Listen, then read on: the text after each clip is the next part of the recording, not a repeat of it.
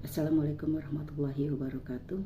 Perkenalkan, saya Nur Alia SPD, Guru SD Mabelan Kota 05, CGP Angkatan 7, akan memaparkan aksi nyata modul 1.4 budaya positif.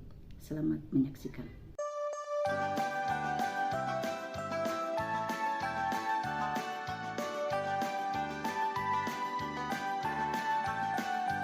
Belajar Pancasila, beriman dan bertakwa pada Tuhan yang Esa dan berakhlak mulia, berkebinekaan global.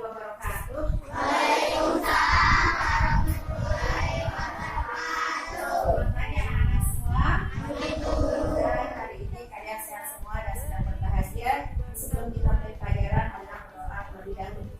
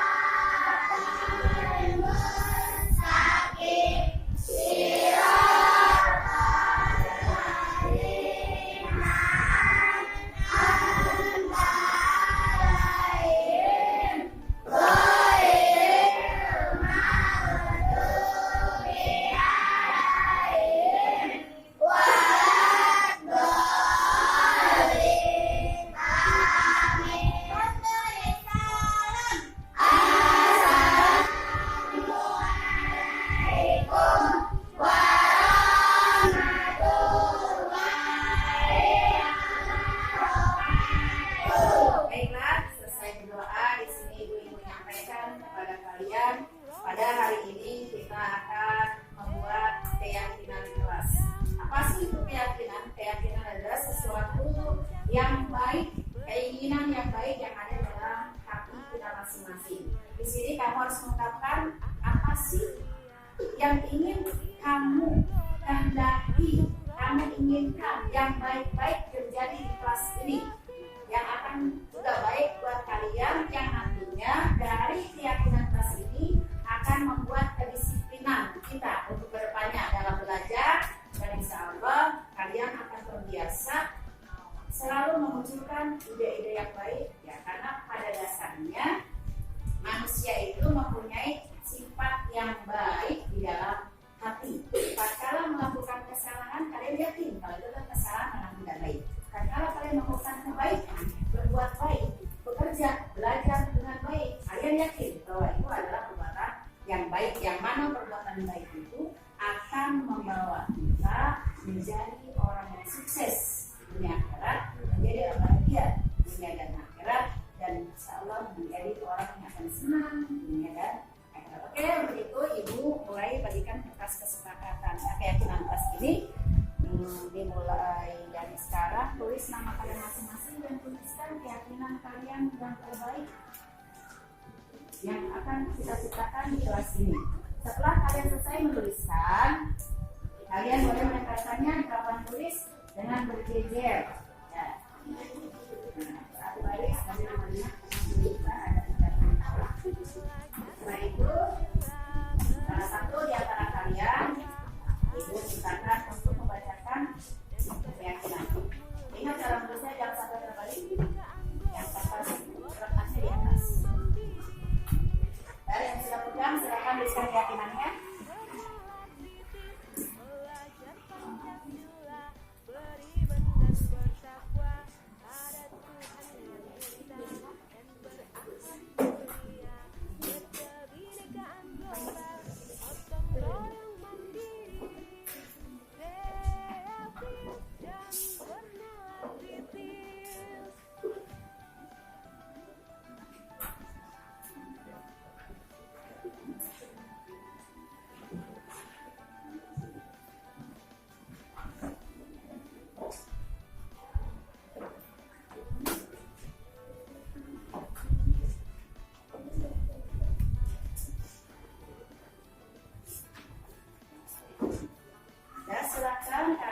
boleh memulai menulisnya.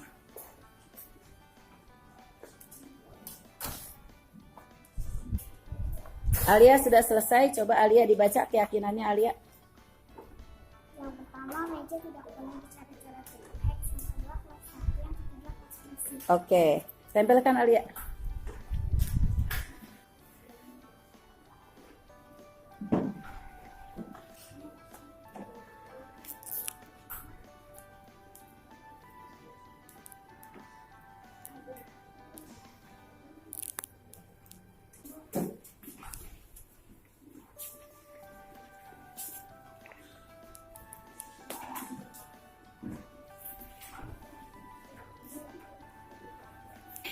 Belajar Pancasila, beriman dan bertakwa pada Tuhan yang esa dan berakhlak mulia, berkebinekaan global, gotong royong mandiri, kreatif dan bernalar kritis. Belajar Pancasila, beriman dan bertakwa pada Tuhan yang esa dan berakhlak mulia, berkebinekaan global, gotong royong mandiri, Boleh di bawahnya. dan bernalar kritis.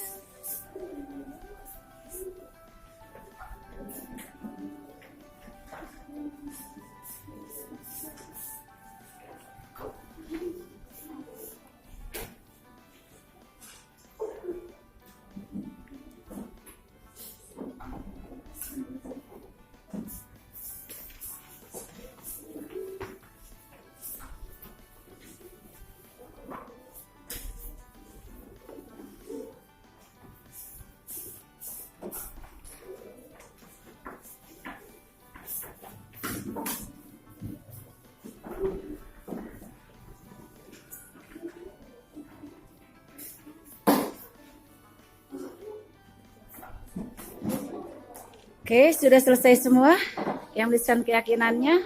Cepat ditempelkan.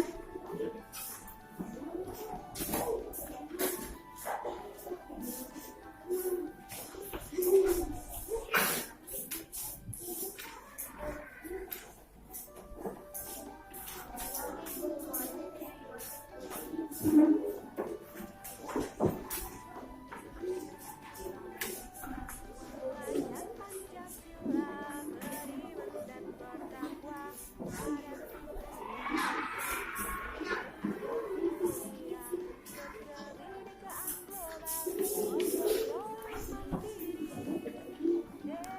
Coba Wisisa, sebelum kau tempelkan baca Seng. Baca dulu keyakinannya. Hasilnya dari damai, tidak ada berita, dan hasilnya tidak ada kata-kata. Oke. Baca.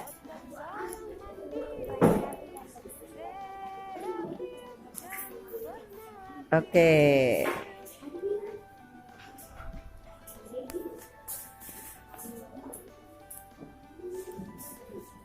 Ya, alhamdulillah kesepakatan sudah selesai tertulis semua. Keyakinan ini ya mudah-mudahan akan mampu kita praktekkan dalam kelas kita. Kenapa? Dengan harapan sebuah keyakinan yang baik-baik akan menjadikan motivasi buat kita murid dan juga kami para guru agar menciptakan ruang kelas atau lingkungan sekolah yang kondusif, yang kreatif, yang penuh dengan nilai-nilai budaya positif, yang mana itu adalah merupakan bekal untuk kesuksesan manusia dari dunia sampai akhirat. Assalamualaikum warahmatullahi wabarakatuh. Bismillahirrahmanirrahim. Alhamdulillah. Alhamdulillah wa nasta'inuhu wa nastaghfiruhu wa na'udzu billahi min shururi anfusina wa min sayyiati a'malina. May yahdihillahu fala mudilla lahu wa may yudlil fala hadiya lahu. Amma ba'du. Wa qala ta'ala fil Qur'anil Karim a'udzu billahi minasy syaithanir rajim. Bismillahirrahmanirrahim. Qul hal yastawi alladziina ya'lamuuna wal ladziina laa ya'lamuun wa qala yarfa'illahu alladziina aamanu minkum wal ladziina utul ilma darajat. Shadaqallahu wa shadaqa Rasulullah sallallahu alaihi wasallam. Dan sama-sama kita hormati Kepala Sekolah SD dan Kota 05 Ibu Hajar Saryati SPDMN. Dan sama-sama saya hormati dan saya muliakan dan yang membanggakan segenap rekan guru SDN dan Kota yang senantiasa dalam keadaan berbahagia.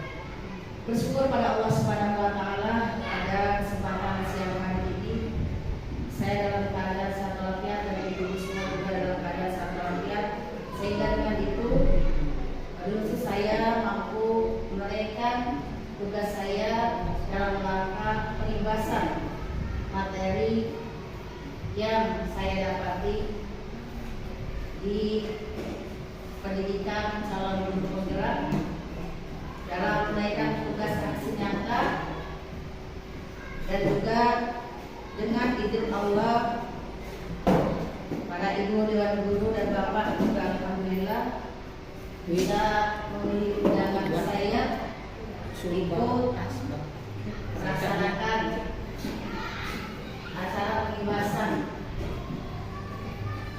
yang mudah-mudahan tentunya harapan kita acara ini dari Allah Subhanahu wa taala bermanfaat kita semua. Salam dan salam senantiasa tercurahkan kepada baginda Rasul Muhammad sallallahu alaihi wasallam. Mudah-mudahan kelak kita semua berkah usmanya di hari kiamat. Amin ya Allah ya Rabbal alamin. Bapak dan Ibu dewan guru yang saya hormati, izinkanlah saya ingin memaparkan materi yang akan saya jelaskan pada hari ini, yaitu pengibasan modul 1.4 tentang budaya positif oleh Alia SPD CGP Angkatan 7 SD dan Kota 05 Babelan, Bekasi, Jawa Barat. Apa sih budaya positif? Budaya positif adalah budaya atau suatu pembiasaan yang bernilai positif. Di dalamnya mengandung sebuah kegiatan yang mampu menumbuhkan karakter murid. Jadi budaya itu adalah sebuah kebiasaan. Karena budaya positif, kebiasaan yang positif, yang baik. Kalau dalam bahasa Arabnya amal soleh, nah perbuatan baik yang nanti di dalamnya mengandung kegiatan itu yang membuat atau membentuk karakter murid. Ya, karakter murid akan menjadi baik karena pembiasaan yang baik. Contoh, ya budaya positif. Ya, di sini ada kata aku malu. Yang pertama, datang terlambat. Jadi budaya malu di sini. Kalau dalam bahasa agamis al-hayatu minal iman. Karena malu bagian dari iman. Dengan rasa malu ini, ya dari budaya positifnya aku malu jika datang terlambat. Ya, karena rasa malu datang terlambat, maka dia datang tidak terlambat. Aku malu jika tidak masuk sekolah. Karena punya rasa malu kalau nggak masuk sekolah, maka siswa akan rajin masuk sekolah.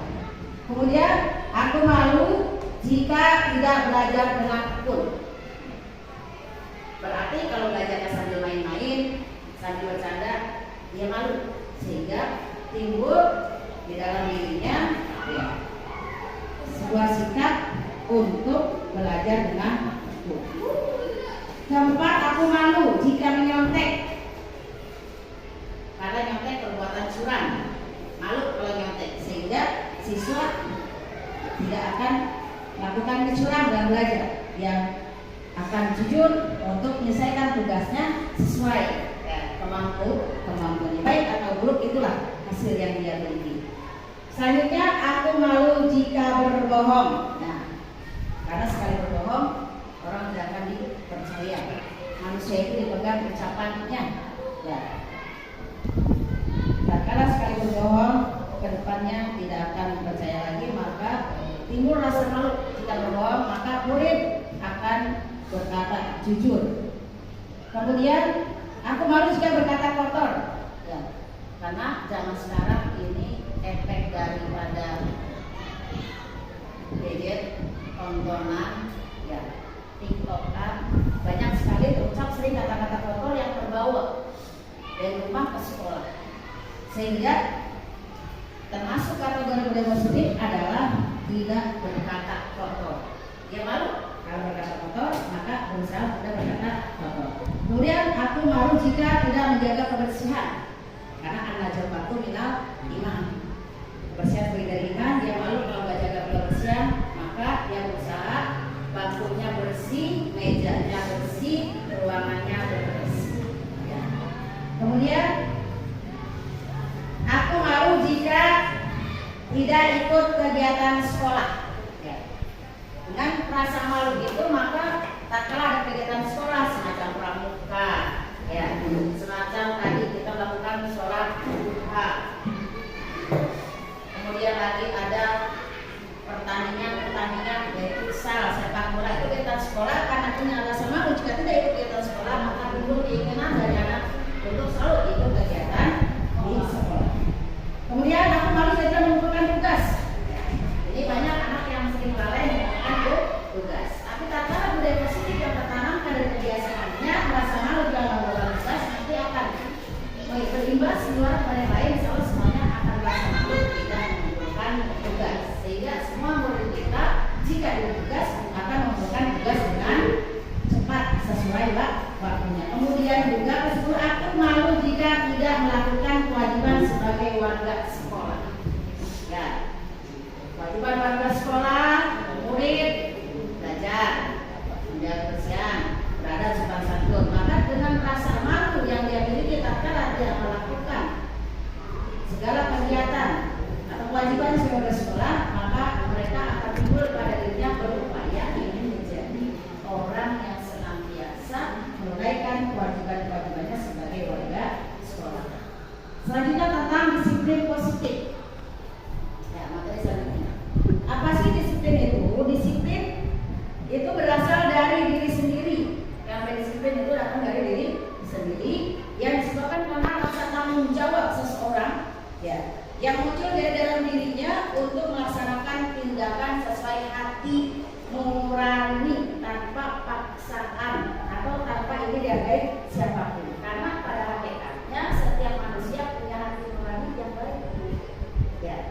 Cuma terkadang karena satu dan lain hal mereka melanggar disiplin. Tapi pada asalnya disiplin itu adalah sesuatu yang memang muncul dari diri kita sendiri. Yang melaksanakan sesuai dengan hati nurani tanpa ada paksaan dari orang lain atau siapapun. Nah, disiplin ini juga karena suatu hal yang diyakini kebenarannya. Yakin, saya datang tepat waktu. Yakin kalau datang tepat waktu itu adalah hal yang baik. Ya, saya harus bisa mengerjakan tugas dengan benar. Yakin karena tatkala melakukan tugas dengan benar itu adalah perbuatan yang baik. Yang menjadikan orang bangga terhadap diri sendiri, ya, bangga mampu melakukan dengan penuh disiplin dan tanggung jawab. Dan untuk diri kita sendiri hasilnya, ya, karena jadi kita bangga, puas karena kita melakukan. Kita sudah jadi disiplin, sudah tepat waktu, sudah melakukan sesuatu, akhirnya kita merasa ada kepuasan.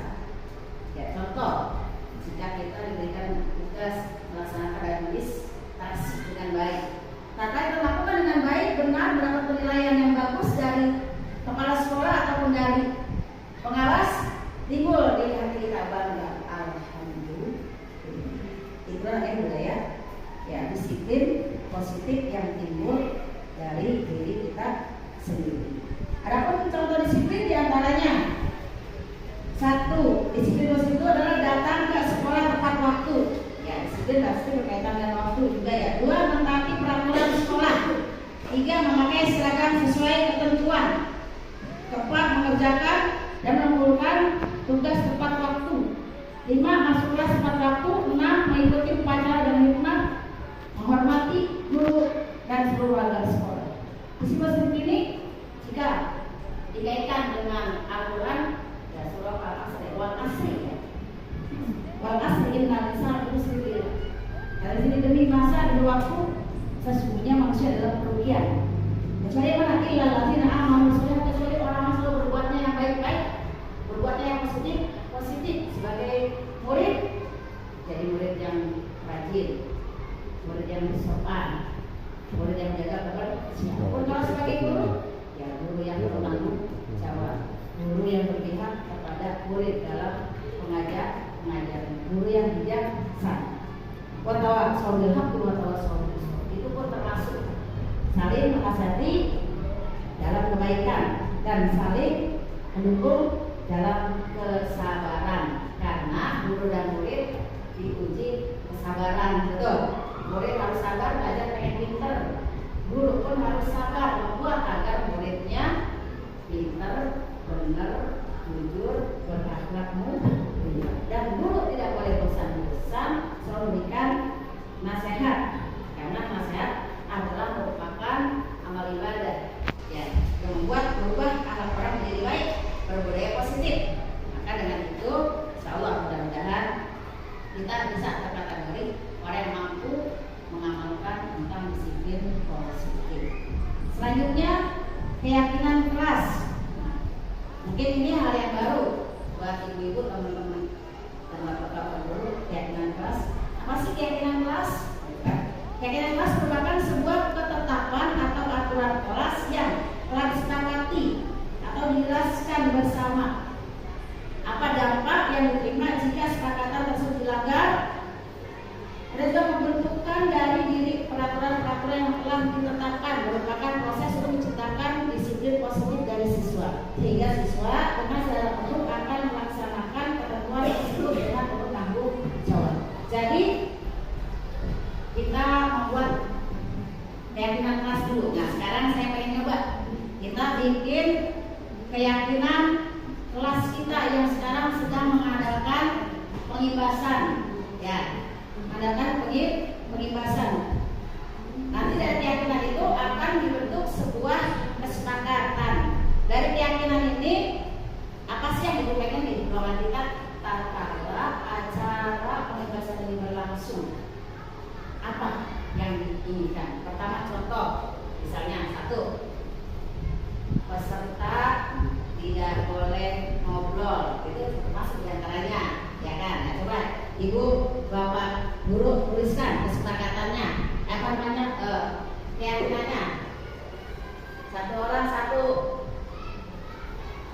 sama boleh ya Pak? Nanti kita jadikan sebuah kesimpulan. Ya, contoh. Apalagi kalau dibilang nggak boleh makan kan dikasih makan ya. Mendengarkan dengan seksama ya, itu terserah itu masuk betul deh, bisa. Ayo saya kasih waktu 5 menit.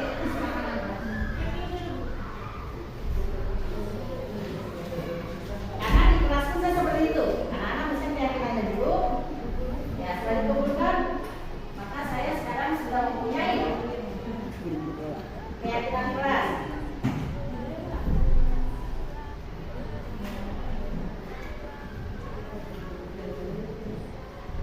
Saya sudah mempunyai keyakinan kelas, sudah saya buat karena sudah saya lakukan di kelas saya.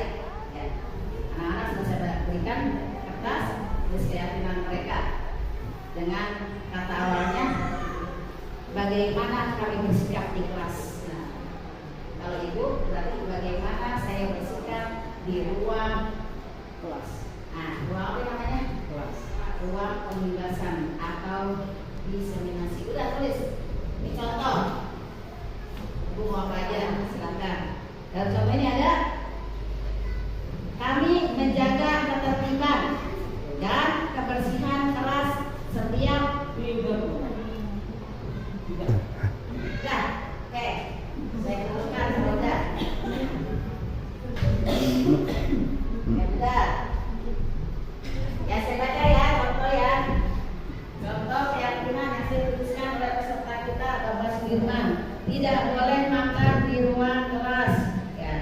Ketika istirahat, boleh makannya di luar kelas. Oke.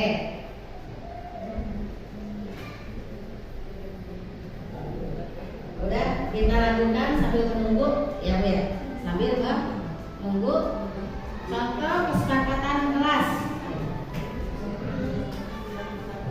1. Kami menjaga ketertiban dan kebersihan kelas setiap saat. Dalam hadisnya an-najobatu minal iman. Kemudian kami belajar dengan antusias dan penuh percaya diri. Ya kan, belajar harus dengan penuh semangat. Kalau bahasa sama orang yang anjat, siapa yang sungguh-sungguh pasti ya. Kemudian yang ketiga, kami senantiasa menghormati guru dan mengasihi sesama. Ya. Ini dalam Al-Quran ya kan, inna khalaqnakum min dzakarin wa unsa wa ja'alnakum syu'uban wa qabaila lita'arafu inna akramakum indallahi atqakum innallaha alimun khabir. Jadi Allah sedangkan kita itu berbangsa-bangsa, bersuku-suku, tapi untuk saling mengenal, saling menghargai, saling menghormati. Ya, terutama murid harus menghormati guru dan mengasihi sesama teman. Sehingga demikian, mudah-mudahan di kelas itu tidak terjadi sudut-sudutan, senggol-senggolan. Ya.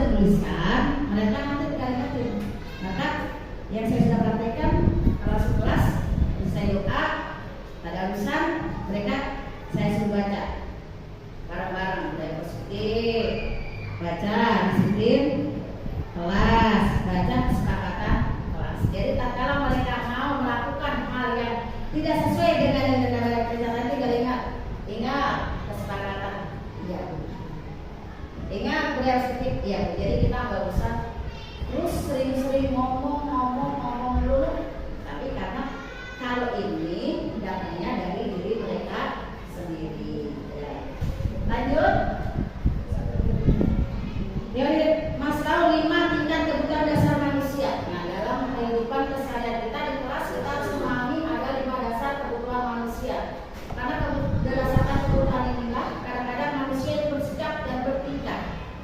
juga kalau di kelas adalah murid-murid kita.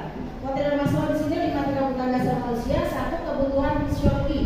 Kebutuhan apa sih? Kebutuhan yang merupakan harus dipenuhi oleh manusia agar dia dapat bertahan hidup.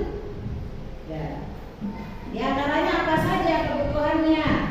Fisiologi itu oksigen, makan, suhu udara, normal. Pokoknya kehidupan, terutama juga di antara kehidupan kebutuhan seksual jika memang sudah pada masanya.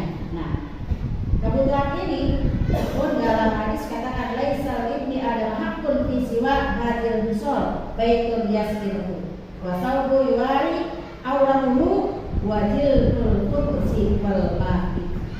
Tidaklah seorang adam memiliki hak atas dirinya selain jenis ini yang paling utama. Apa itu? Yaitu baitul yasbiru, rumah sebagai tempat tinggal. Semua itu kebutuhan pokok, kebutuhan dasar manusia yang di tempat tinggal. Wasalbu yuwari, dan pakaian yang untuk aurat, dan dikatakan roti, tawar dan air. Artinya makanan butuh tempat tinggal, butuh pakaian, butuh makanan. Selain makan pasti butuh oksigen, udara untuk bernafas, dan untuk berkembang biak pasti butuh yang namanya hubungan atau berkembang seksual. Dan hal itu kita pun harus perhatikan kebutuhan anak murid kita. Ya. Karena tatkala dia lapar, pasti belajarnya kurang konsentrasi. Ya. Tatkala dia merasa minder dengan bajunya yang kurang bagus, ya kurang rapi, ya kadang-kadang dia menjadi orang kurang percaya diri. Yang kedua, kebutuhan akan rasa aman. Jadi setiap orang punya kebutuhan rasa aman, ya pengen aman, pengen terlindungi. Dari apa aja ternyata keamanan itu diupayakan adalah secara fisik, pengen nggak tergores, nggak terluka fisik ya. Dan juga emosional, hati. Kita pengen rasa aman. Coba lingkungan kerja, jika teman-temannya dapat kata-kata bagus dan saling mendukung, rasa nyaman, ya sehingga makanya dulu 05 bisa aman, nyaman. Karena memang lingkungannya nyaman, tidak terluka oleh kata-kata. Dan fisik alhamdulillah, dan kekerasan pun begitu. Di kelas kita jangan sampai membuat anak tidak merasa aman dalam fisiknya, maka nggak boleh. Sekarang itu ada jewer, sentil, ya. Kemudian juga secara emosional, jangan sampai anak itu ada dalam keadaan kondisi marah karena kita mungkin cara menyebutnya, ucapannya membuat anak tersinggung. Ya. Kemudian yang ketiga, kebutuhan sosial, rasa cinta, kasih sayang serta hak kepemilikan seorang individu. Nah, itu udah manusiawi ya, sayang, cinta, ya, serta kepemilikan. Ibu aja pengen disayang, rumah kita pengen disayang, sama sesuatu pengen disayang, sama orang tua pengen disayang, anak pun pengen disayang sama ibundanya. Kemudian juga ada rasa ingin punya milik, ya kan, memiliki. Maka terkadang mengapa anak-anak sering terjadi di dalam kelas suatu yang diinginkan, mungkin merasa kurang disayang sama guru, jadi caper, perhatian di jalan suatu jalan sini. Yang kedua, merasa tidak dicintai teman, gak punya teman duduknya sendirian, akhirnya ingin ganggu, colek-colek, ambil buku temennya, karena dia merasa kok saya nggak dicintai, kok saya nggak ada temannya, orang lain ada temannya. Atau dia juga merasa ingin memiliki, punya kepemilikan, karena dia ingin barang mempunyai milik barang sebut teman yang bagus, maka kadang-kadang ambil punya teman. Kalau ditanya kenapa kamu ambil buat anak, saya pengen banget punya tas yang model ini, cuman belum pernah beli, pinjam ini pengen lihat doang, kali besok beli sama orang tua. Ya. Yang keempat, kebutuhan mendapatkan penghargaan. Setiap individu berhak mendapatkan penghargaan. Jadi setiap kita pasti punya pengen dihargai, betul nggak? Betul. Jadi karena privilege manusia, setiap manusia itu pasti punya kelebihan, maka kita berharap orang lain bisa menghargai kelebihan kita. Walaupun punya kekurangan, tapi setiap manusia pasti punya kelebihan. Kalau sama guru kita yang banyak, dia nggak pintar matematika, tapi dia pasti punya kelebihan di bahasa Indonesia. Dia nggak bisa pelajaran, tapi anaknya rajin dan terampil kalau dalam berkaitan dengan masalah kegiatan di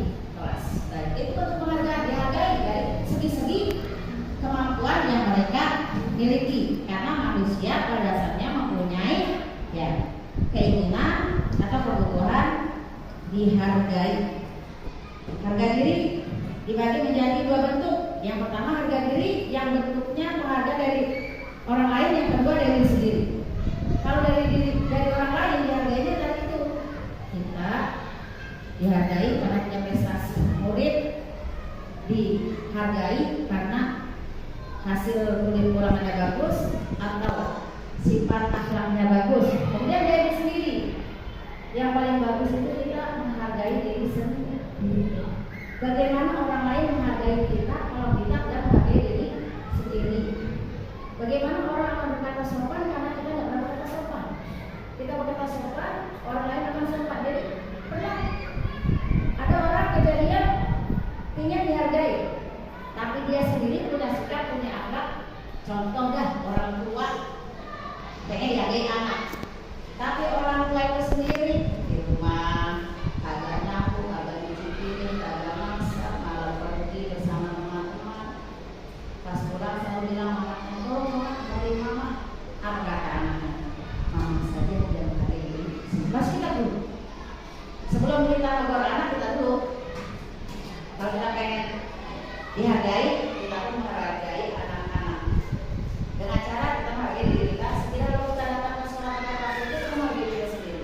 Kalau kita menyelesaikan administrasi kita itu kita betul menghargai diri kita sendiri, karena orang akan tahu oh dia berkualitas, orang disiplin, rajin, administrasinya bagus, berkualitas juga karena memang selalu mau berkolaborasi sama teman, mau bekerja sama.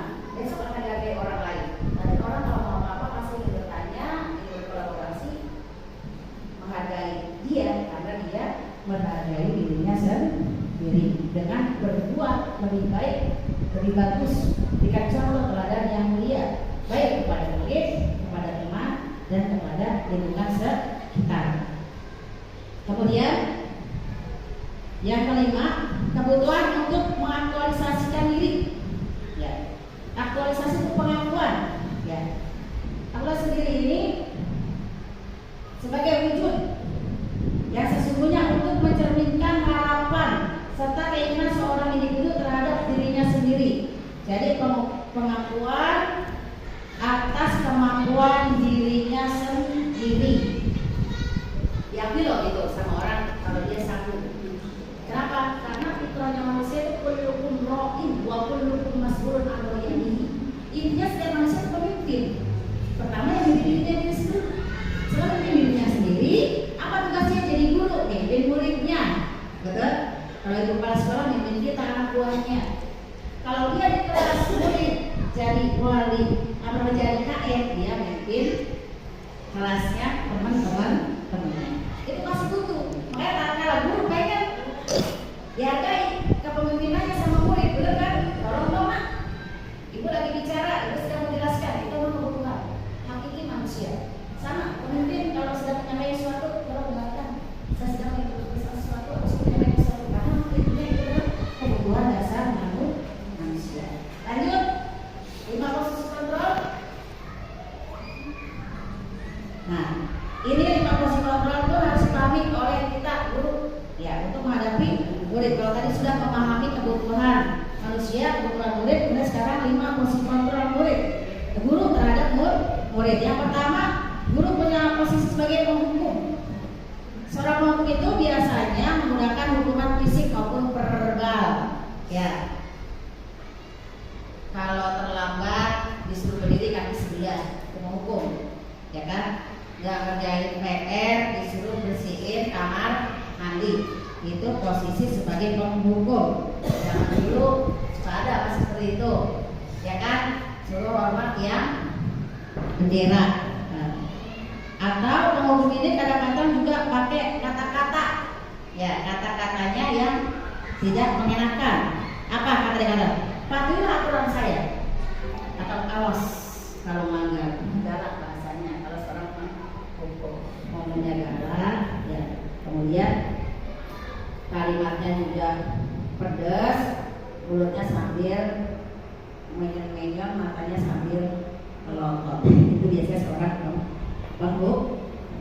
Atau yang paling baik kan?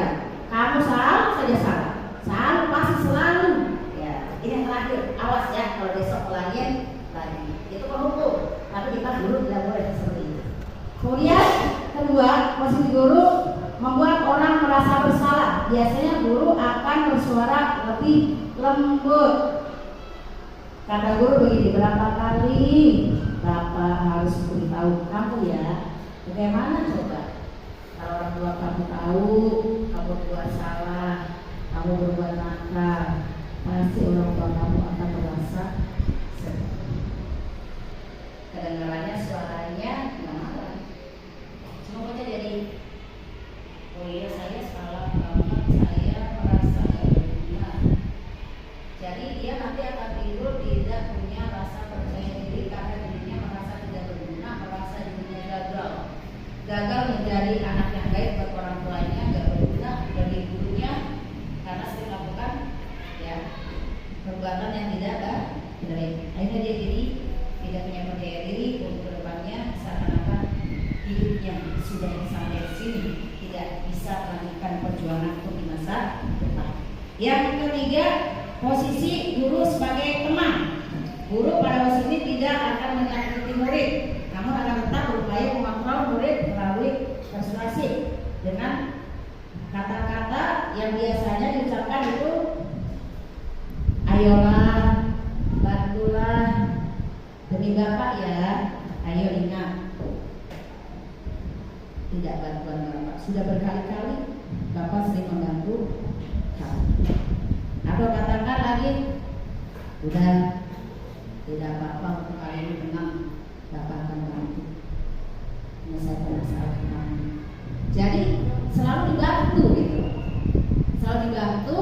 Jadi dia efek tidak bagusnya dia akan ngandelin. Nah, guru saya mau lihat teman, saya MDPR tidak cincang, saya sedikit nakal juga gak apa-apa karena sebagai teman.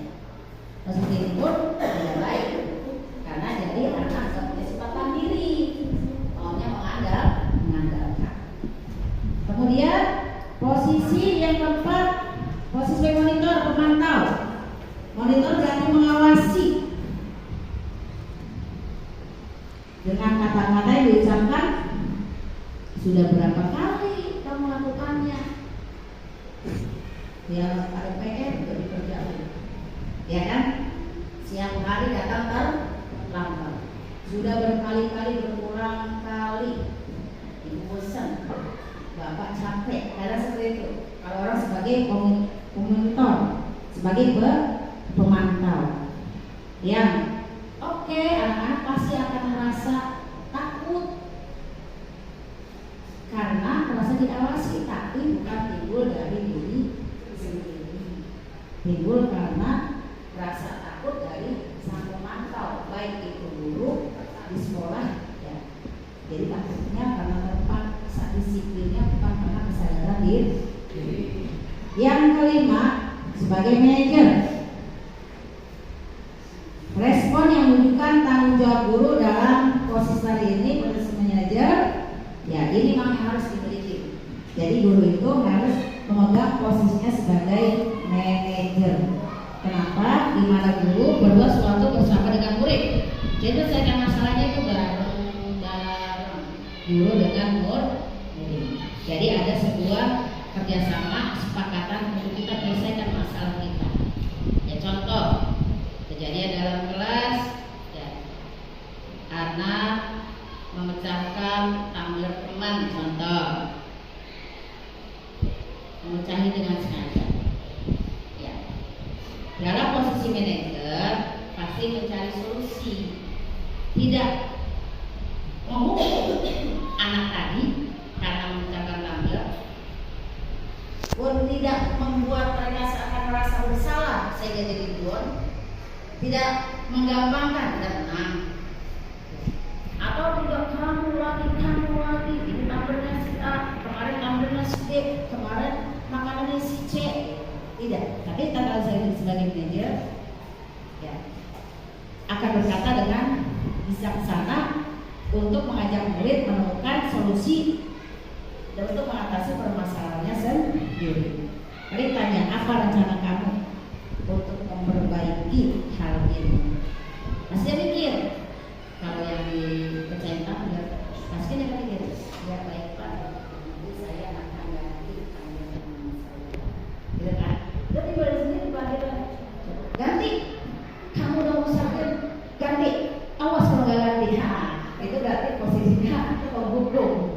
posisinya atau dia sebagai pemantau. Tapi kalau sebagai manajer, nanti timbul dari kesadaran dia sendiri untuk ya menyelesaikan masalahnya. Kemudian teori motivasi, hukuman dan penghargaan.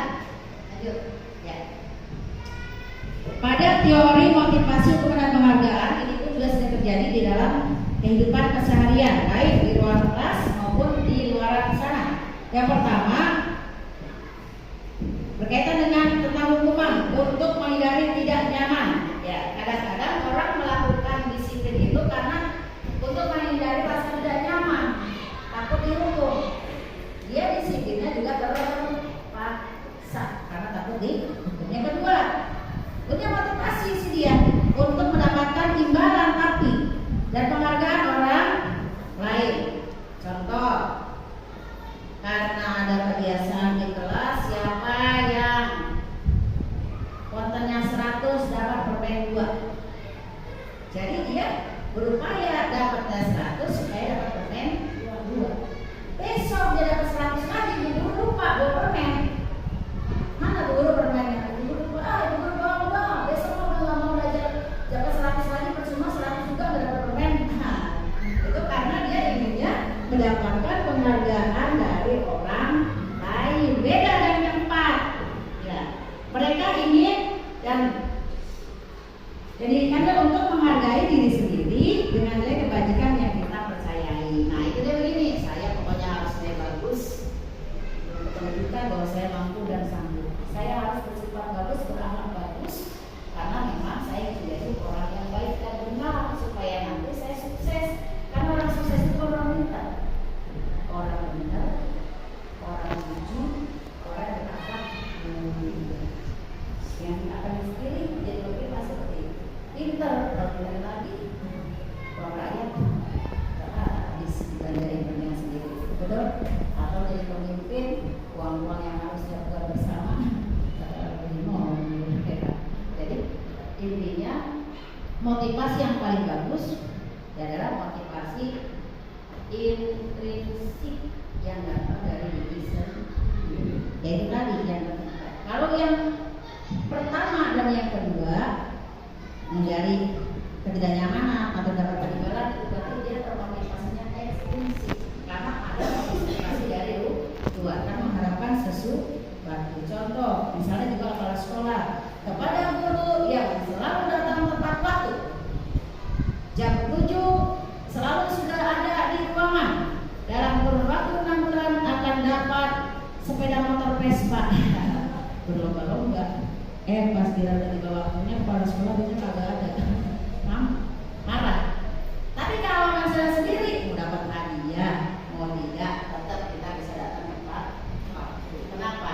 Karena kewajiban kita memang dari jam segitu, dari jam ini sampai selesai pembelajaran. Tidak ada motivasi lain-lain, hanya kewajiban pada Allah Subhanahu wa Ta'ala dan pada negara yang sudah menggaji kita.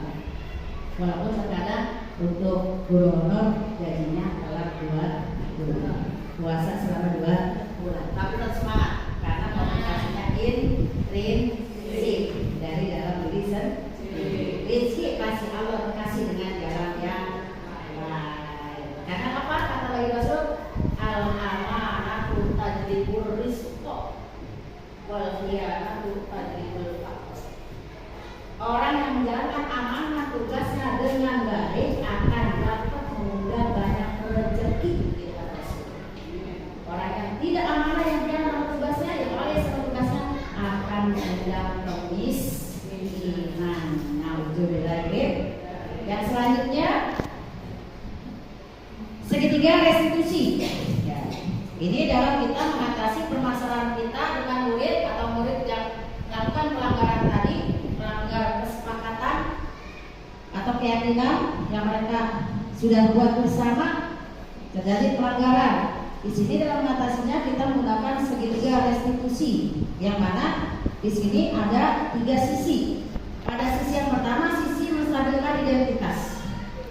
Tatkala kita buat pelanggaran, yang pertama dia datang dipanggil guru, pasti dia ketakutan, biasa takut enggak? Takut, karena dipanggil.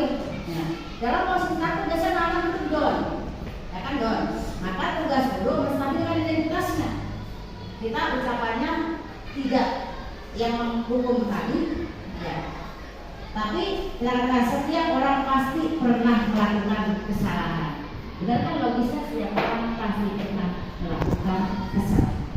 Yang kedua, kamu bukan satu-satunya orang melakukan kesalahan. Dari situ tadi langsung bangun. Yang tadi ada duduk, rasa takut, rasa macam-macam langsung terbangun. Oh iya, berarti bukan cuma saya yang benar berbuat kesalahan. Udah posisinya agak tenang anaknya.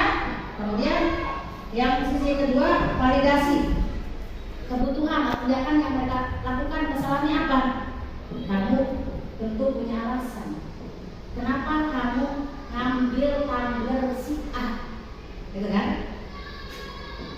Kemudian kata lain, adakah cara yang lebih baik untuk kamu bisa memenuhi kebutuhan kamu? Kan dia pasti punya alasan. Apa alasannya? Saya pengen kayak tumbler dia.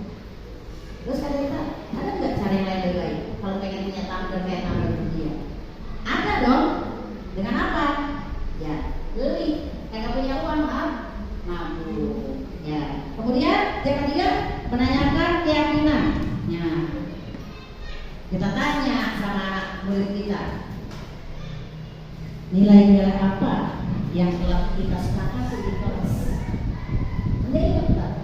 Gak boleh mengganggu teman. Kalau tumbler dari aku mengganggu lagi. Terus kamu sendiri ingin menjadi orang seperti apa? Anak kalau ditanya pasti jawabnya ingin jadi orang yang baik-baik, ya kan? Jadi orang yang soleh, jadi orang yang baik sama teman, sayang sama teman, nggak akan pernah menyakiti orang. Ya Bu ya. Nah, coba sampai sini saya kasih kesempatan. Ada yang mau bertanya berkaitan dengan restitusi menyelesaikan masalah ada di kelas, anak pada berantem. Ada yang punya kasus?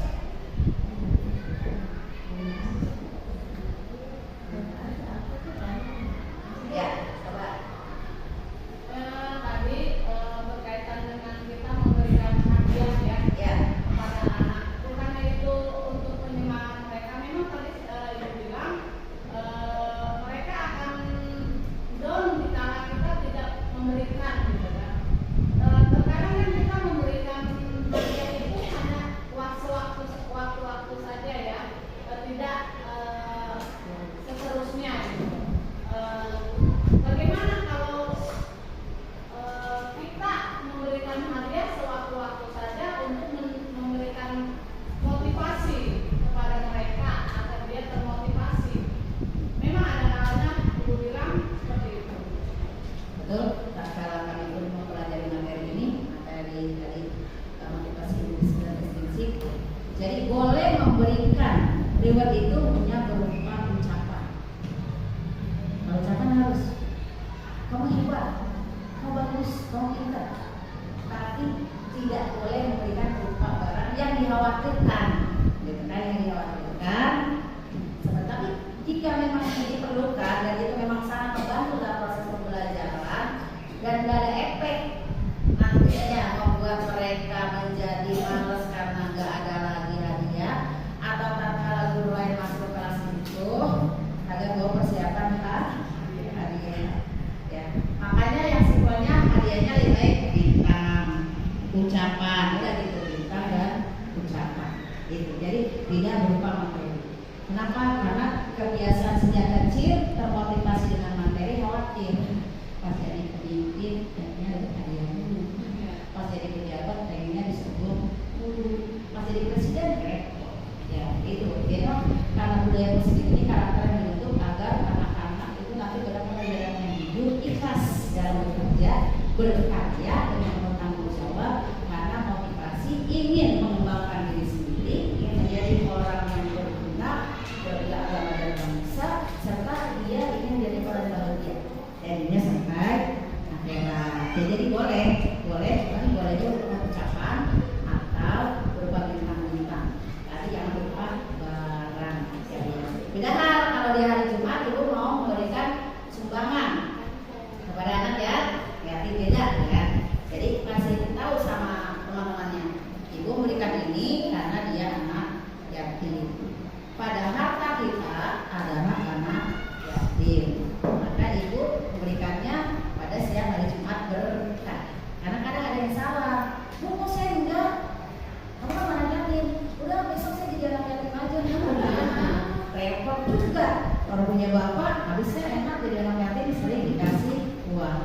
tapi kan cuma uang sebentar, kasih sayang tidak ya. Saya boleh jika memang tujuan reward itu adalah cuma berupa kata-kata penyemangat memotivasi, karena intinya mereka punya keinginan dihargai, yang tadi dihargai, diakui kemampuannya. Dengan dasar-dasar itu maka guru bakal bertindak kita melakukan kesalahan ya, tindakan restitusinya seperti tidak boleh dengan kata-kata yang membuat dia malah jadi takut, merasa bersalah banget, merasa gak berguna banget.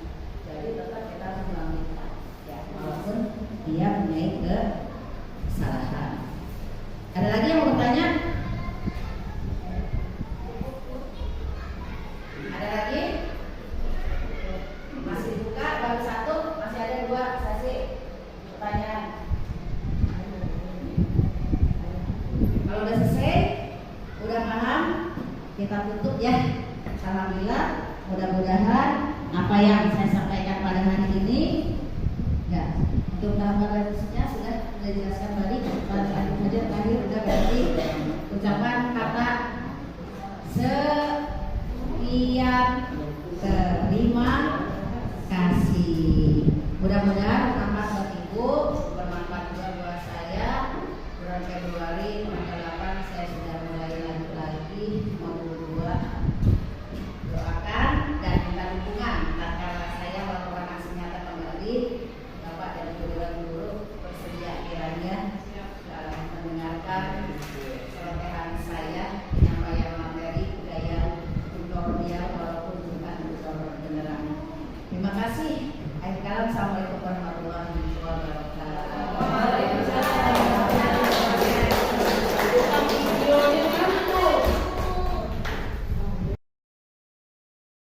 Assalamualaikum warahmatullahi wabarakatuh. Saya Hajah Sarihati SPD MM, Kepala Sekolah SDN Babelan Kota 05. Sebagai kepala sekolah, saya merasa senang dengan adanya pengimbasan yang disampaikan oleh Ibu Nur Aliyah SPD, Guru SDN Babelan Kota 05, CGP Angkatan 7, berkaitan dengan aksi nyata tentang budaya positif. Dari materi yang disampaikan, banyak sekali manfaatnya untuk kami, warga sekolah SDN Babelan Kota 05. Menumbuh kembangkan budaya positif di lingkungan sekolah kami.